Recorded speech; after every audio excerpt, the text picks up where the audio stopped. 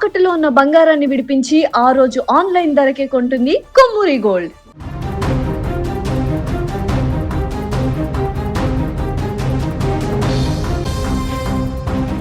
IPL 2026 సీజన్లో గెలుపు గుర్రం ఎక్కాలనుకుంటున్న చెన్నై సూపర్ కింగ్స్ కు శని గ్రహం పట్టుకున్నట్లు కనిపిస్తోంది.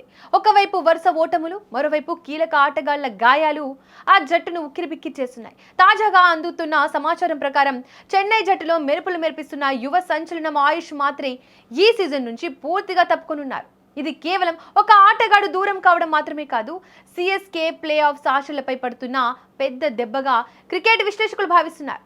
ఈ 18 ఏళ్ల ఆయుష్ సన్ రైజర్స్ హైదరాబాద్ తో జరిగిన మ్యాచ్ లో తన సత్తా ఏంటో చూపించాడు.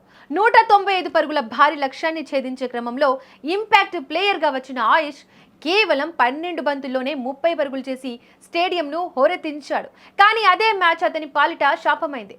5వ ఓవర్లో 2వ పరుగు కోసం ప్రయత్నిస్తుండగా అతని ఎడమ కాలి హామ్ స్ట్రింగ్ గాయమైంది. నొప్పితో విలవిలలాడుతున్న జట్టు కోసం పోరాడాలని నిశ్చయించుకున్న అతను ఆ తర్వాత కాసేపటికే వికెట్ పారేసుకున్నాడు. ఈ గాయం తీవ్రత ఎక్కువగా ఉండడంతో అతను కోలుకోవడానికి కనీసం 6 నుంచి 12 వారాల సమయం పడుతుందని వైద్యులు తేల్చారు. అంటే ఈ ఐపీఎల్ సీజన్ మొత్తానికి అతను దూరమైనట్లే. Chennai batting coach Michael Hussey ఈ విషయంపై స్పందిస్తూ తీవ్ర ఆవేదన వ్యక్తం చేశాడు. ఆయుష్ చాలా మంచి ఫామ్లో ఉన్నాడని, అతని దూకుడు జట్టుకు ఎంతో అవసరమని చెప్పాడు. గాయం తీవ్రత దృష్ట్యా అతనికి విశ్రాంతి తప్పదని, ఇది జట్టుకు పెద్ద లోటని అభివర్ణించాడు. ప్రస్తుతం సిఎస్కే పరిస్థితి చూస్తుంటే ఏదో దిష్టి తగిలినట్టు కనిపిస్తోంది. ఇప్పటికే ప్రధాన బౌలర్లు ఖలీల్ అహ్మద్, నాథన్ ఎల్లిస్ గాయాల కారణంగా టోర్నీ నుంచి నిష్క్రమించగా ఇప్పుడు ఆయుష్ రూపంలో 3వ వికెట్ పడింది. వీరందరికంటే మించి అభిమానుల ఆరాధ్య దైవం ఎంఎస్ ధోని కూడా మోకాలి గాయంతో ఇంకా డ్రెస్సింగ్ రూమ్కే పరిమితమయ్యాడు. ఒక్క మ్యాచ్ కూడా ఆడకుండానే ధోని సీజన్ ముగిసిపోతుందా అనే భయం ఫ్యాన్స్లో మొదలైంది.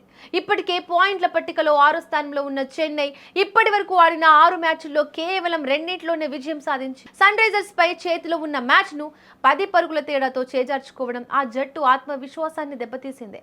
రాబోయే మ్యాచ్ ముంబై ఇండియన్స్తో ఉంది. ఈ పోరులో గెలవాలంటే చెన్నై అద్భుతాలు చేయాల్సిందే. ఆయుష్ స్థానంలో ఎవరిని తీసుకుంటారో, ధోని కనీసం ఇంపాక్ట్ ప్లేయర్గా అయినా వస్తాడో లేదో వేచి చూడాలి.